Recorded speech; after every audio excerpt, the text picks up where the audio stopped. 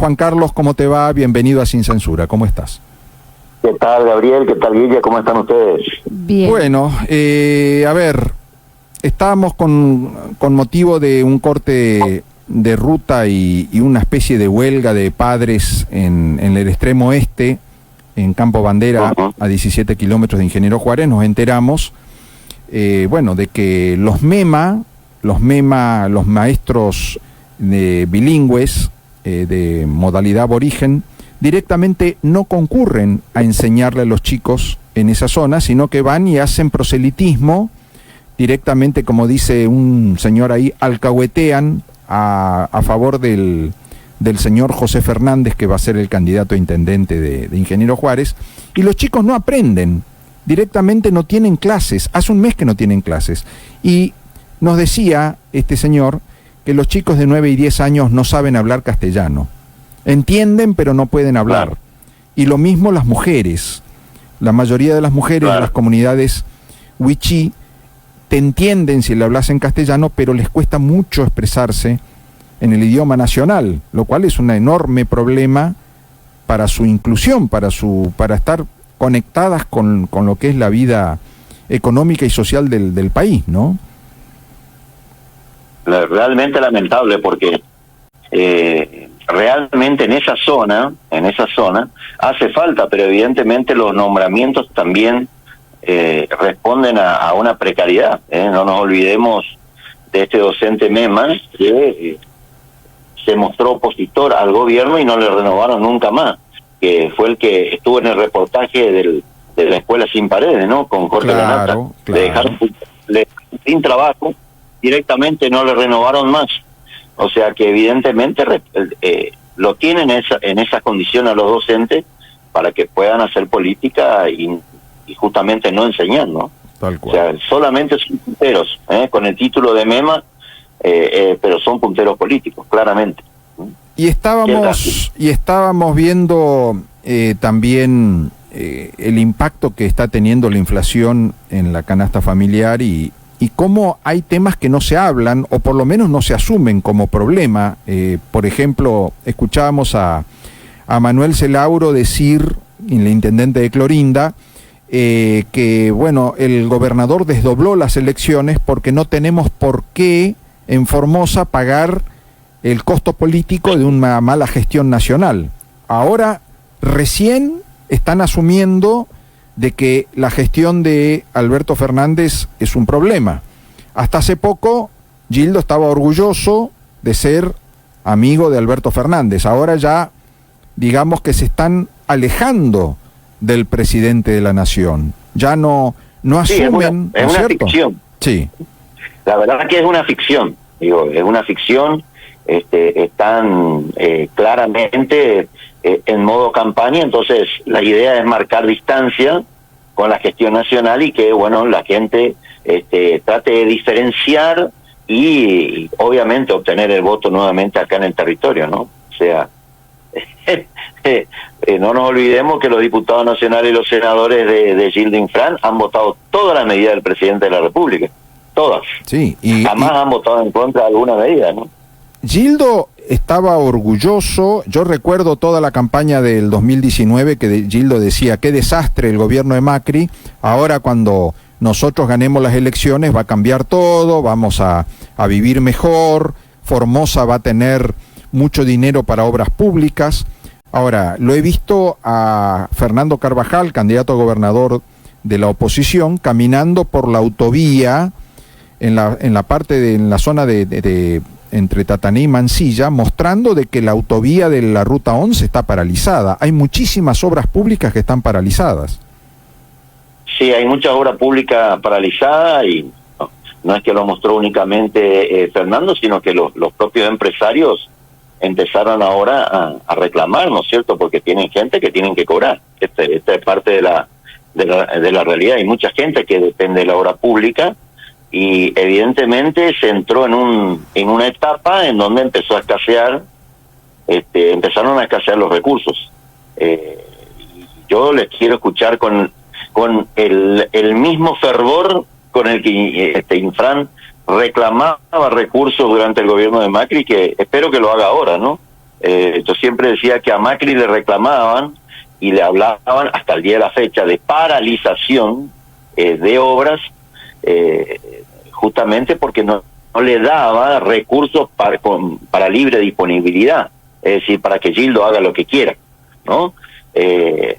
Y durante los 4 años se pasó reclamando esos recursos porque estaba acostumbrado a la época del kirchnerismo, en donde se firmaban convenios por 300, 400, 500 millones, y acá en Formosa se decidía qué obra realizar, y obviamente lo construía con empresarios amigos. Bueno, eso es lo que de alguna manera logró de que Gildo Infran hablara de paralización, hablara de falta de envío de recursos. Bueno, espero que ponga el mismo énfasis ahora que el dinero no está apareciendo en Formosa. Hemos visto gente, por ejemplo, en Clorinda, obreros de la construcción que están reclamando que les paguen sus haberes. Hemos visto obras que están paralizadas en toda la provincia y el gobernador no dice nada. Es decir, yo lo escucho, sus discursos como siempre, y nunca se plantó a reclamar lo que le corresponde a Formosa. Estoy viendo al presidente de la Nación que inaugura, por ejemplo, acueductos en Santiago del Estero y en Chaco, y acá el acueducto no avanzó 1 kilómetro. Es decir, el gran acueducto formoseño fue otro anuncio que nunca se concretó.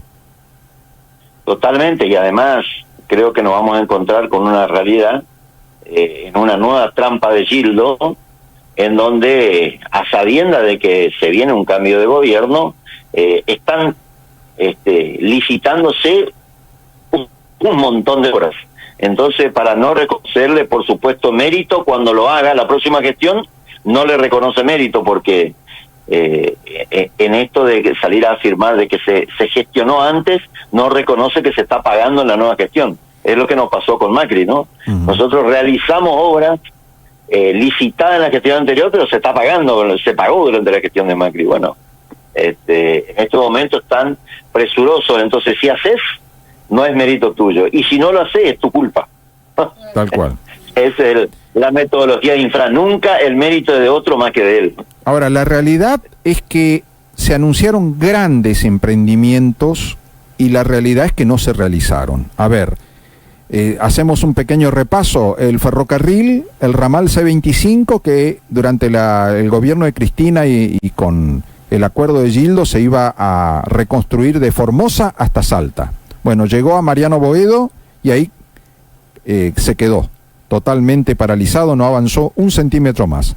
El acueducto que iba a llevar agua en 500 kilómetros hasta el oeste desde el río Paraguay no se realizó. En Chaco sí, en Santiago del Estero sí, acá no. Y así empezamos ni siquiera la autovía que la única parte que se inauguró lo hizo Macri, estos 20 kilómetros ¿no es cierto? Justamente es lo que yo decía públicamente en estos días, de que recuerdo, y todos son testigos de ello, de que Infran se burlaba del tramo inaugurado durante la gestión de Mauricio Macri. Se burlaba y sin embargo hoy no se termina el otro tramo que tenía que haber concluido, ¿no? Porque estamos durante el gobierno de Macri se avanzó y no solo se hizo el tramo de la autovía, sino que también se terminó una obra de pavimentación de 110 kilómetros que fue la ruta provincial 2, que lo hicieron durante la gestión de Gildo Infran 4 veces.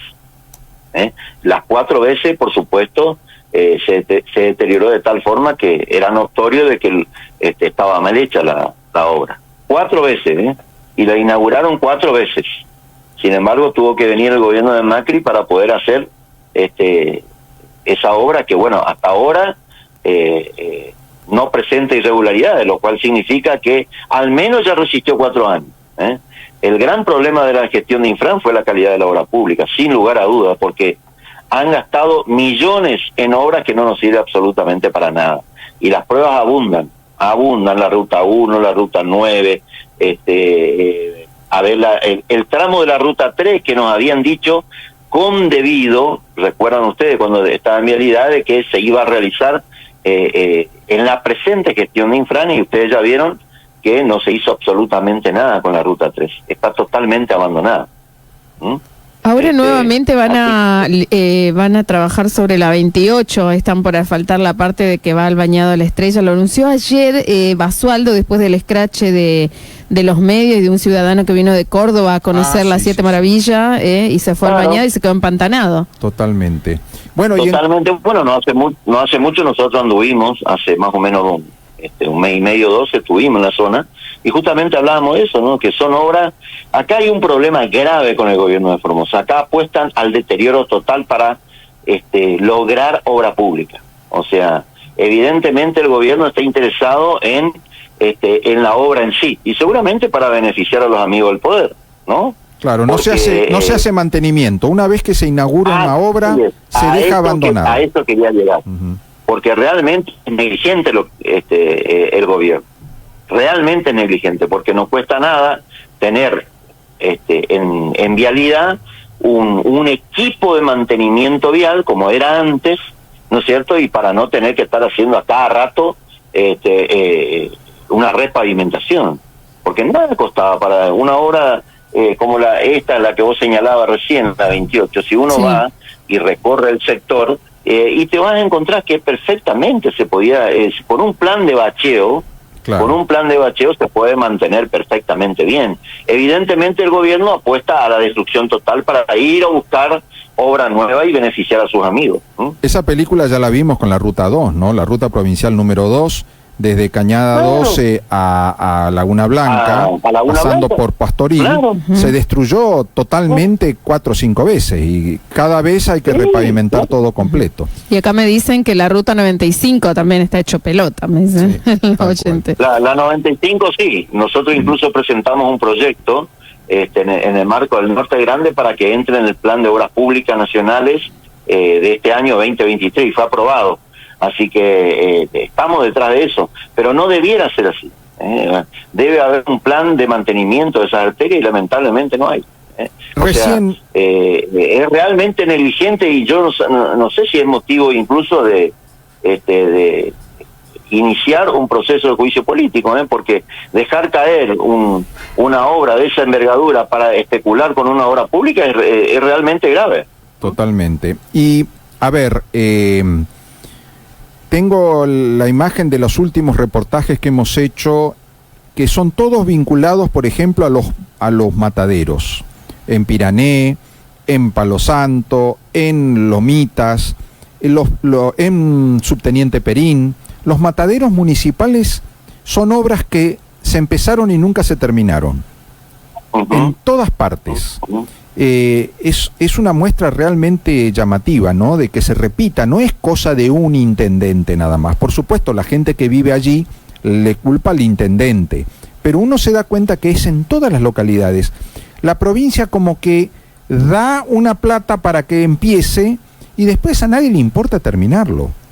O quizás se gastaron, o quizás se gastaron. Son obras de campaña. Claro, son obras de campaña. Claro, entonces se muestra de que se empezó, pero nunca se terminó. Sí, totalmente.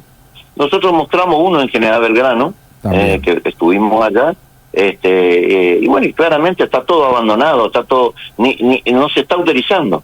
O sea, es realmente lamentable y eso la verdad que atenta contra la salud también de la población, ¿no es cierto? Por supuesto. Porque volvemos otra vez a cientos de años para atrás en donde los mataderos en verdad están improvisadas debajo de un árbol, ¿no? En cada localidad. El colgadero, le decían, claro. El colgadero, claro. Juan Carlos, se convocó elecciones para el 25 de junio. Incluso se especula de que se va a pagar los sueldos el 23, ¿no es cierto? Para que la gente tenga dinero en el bolsillo. ¿Cómo ves esta situación en medio de esta crisis económica, este proceso inflacionario galopante? Bueno, yo creo que el gobierno de la provincia es totalmente consciente de que hay un deterioro muy fuerte de la situación económica nacional y evidentemente no le ve una mejora, para octubre. Y entonces se recurre a un escenario nuevamente de adelantamiento y que cree de que le va a ser más favorable. Por un lado eso, porque cree que la situación puede empeorar, y por el otro, obviamente, para no aparecer en ninguna boleta que de última lo termine comprometiendo, porque la gente va a ir a buscar cualquier boleta, pero no va a votar al Frente para la Victoria, o sea, o al Frente de Todos, como lo dicen ahora. Hoy se habla incluso de que puede salir tercero, el Frente de Todos en el orden nacional. Hoy en muchas tercero, encuestas, ¿no? En muchas encuestas aparece Milei como que le está ganando al Frente de Todos el segundo lugar, y que el balotaje va a ser entre Juntos por el Cambio y el partido de Milei. Y Milei. Claro. Entonces es una situación verdaderamente compleja, y en ese marco termina adelantando. Yo quiero contarte a vos, porque no salió en ningún lugar, de que en el caso nuestro, de acá de Formosa, el Frente Amplio tenía convocado las elecciones internas para elegir su candidato para el 2 de julio. Y este escenario de adelantamiento del gobernador Infran lo que ha hecho es interrumpir el cronograma que nosotros estábamos llevando adelante. De modo tal de que ahora nosotros tenemos dos caminos. Una es hacer un cronograma acotado y seguir con el proceso electoral interno, y lo otro, por supuesto, con dispensa judicial, porque en verdad que nuestra Carta Orgánica establece 90 días. O sea, con dispensa judicial se podría hacer un cronograma súper acotado, o lo otro directamente prescindir de ese procedimiento, y que el Frente Amplio, desde la Confederación, ¿no es cierto?, a través del máximo órgano de conducción, que es la Mesa Confederal Provincial, proceder a elegir una fórmula. Claro, porque recordemos que no hay ley de lemas para candidato a gobernador y vice. Totalmente, no hay ley de lema, por lo tanto hay que proceder a designar al candidato. Así que estamos en esa tarea. En los próximos días seguramente vamos a tener novedades, pero también hay que decir de que más allá del escenario de adelantamiento tramposo que lleva adelante Infran, estamos preparados, porque la verdad que como nunca la oposición ha trabajado todo el año pasado, ya organizándose en cada una de las localidades. Se han visitado todas las localidades durante el año pasado, y este año lo mismo, o sea, de modo tal de que no nos agarra, como leí por ahí en algún artículo, ni desprevenido, ni desorganizados, sino todo lo contrario. La oposición está organizada y lista para ir a elecciones, con herramientas, por supuesto, totalmente diferentes, disímiles a lo que el gobierno, que ya está sacando sus afiches de plástico en cada columna. 500 pesos sale de cada uno de esos afiches, para que la gente sepa. Cada uno de esos afiches que está en cada poste sale 500 pesos. Qué bárbaro. Así que imagínense ustedes la disparidad de recursos con el que eso es lo único que nos diferencia con Infran. Y el otro tema, que estaba haciendo números en base a una conversación que tuve con el diputado Osvaldo Zárate, presidente de la Unión Cívica Radical, él nos dice, 20 pesos puede llegar a salir cada boleta de voto. Cada voto, sí. 20 pesos cada voto, es una locura, porque los millones de votos que se van a imprimir por la ley de lemas es una cosa de locos, realmente la cantidad de plata que va a costar solamente imprimir la boleta y ponerla arriba de la mesa. Totalmente, y hay que decirle a la gente de que la oposición corre con la impresión de su boleta. Claro. El oficialismo no lo sé. A mí no me consta que el oficialismo estén metiendo la manito en el bolsillo para imprimir sus votos, ¿no? No me consta. Tal cual. Habrá que ver eso. Habrá que ver. Lo que digo es que este escenario de adelantamiento, me parece que el gobernador tendría que tener un poco de consideración, y ya que está adelantando, porque es un escenario político que le conviene, el Estado tendría que imprimir la boleta de todos los partidos políticos. Totalmente. Juan Carlos, ahora, vos fíjate lo que estamos hablando incluso de que Gildo Infran adelanta las elecciones porque está viendo que a fin de año, en octubre, cuando sean las elecciones nacionales, va a haber una catástrofe electoral del peronismo. A ver, estamos hablando de que por primera vez en su historia el peronismo aparece en las encuestas como tercera fuerza. Esto puede llevar a una debacle y a una fragmentación del propio peronismo. A ver, cuando el peronismo pierde mal, la gente, los dirigentes se echan la culpa y se dividen. Podemos llegar a estar presenciando, si esto ocurre así, si sigue el proceso económico de deterioro, sigue la inflación, siguen los problemas y se produce esto que las encuestas están mostrando ahora en abril. Fíjate, abril, falta mayo, junio, julio, agosto. Es decir, un montón de meses de deterioro, porque para adelante la cosa va a ir de mal en peor. Nada indica de que vaya a haber una recuperación, por el contrario. Entonces, podemos llegar a estar asistiendo a una catástrofe, al hundimiento del Titanic a nivel nacional, del frente de peronista, y la división del peronismo por mucho tiempo, ¿no? Porque realmente le va a costar mucho recuperarse de salir tercero. Es una cosa de locos, nunca ocurrió en la historia de Argentina. Totalmente, no, yo creo que hay un sector del peronismo que no ha podido prevalecer, que se han mostrado siempre un poco más republicanos, ¿no? Un ejemplo de ello es el peronismo cordobés con Schiaretti, pero no ha logrado digamos, el acompañamiento nacional. Durante los últimos 15 años, la verdad que se viene imponiendo un modelo dentro del peronismo, que es el kirchnerismo, y que además de perjudicar al país, a la larga le termina perjudicando al peronismo. ¿No? O sea, termina por demostrar de que este camino que trazó Néstor Kirchner termina siendo absolutamente destructivo para el país y para su propio partido político. Lo que está por suceder va a ser catastrófico para el Partido Justicialista, pero creo también tener un poco de esperanza como dirigente político de que se va a abrir una nueva etapa en la Argentina, en donde va a haber diálogos sobre los temas centrales que tenemos y hasta acá ha sido imposible. Por ejemplo, si nos planteamos una agenda en donde esté incluido, no sé, la inflación, la inseguridad, la desocupación, es decir, los temas centrales, los temas más importantes en la Argentina y cómo poder ponernos de acuerdo entre todos los partidos políticos para no salirnos de ahí, que eso sería una política de Estado para los próximos 15 o 20 años. Eso, por ejemplo, creo que es absolutamente imposible mientras en el escenario está el kirchnerismo. Esta es la verdad de lo que estoy diciendo. No es posible asumir una agenda que convenga al país mientras esté el kirchnerismo en el poder.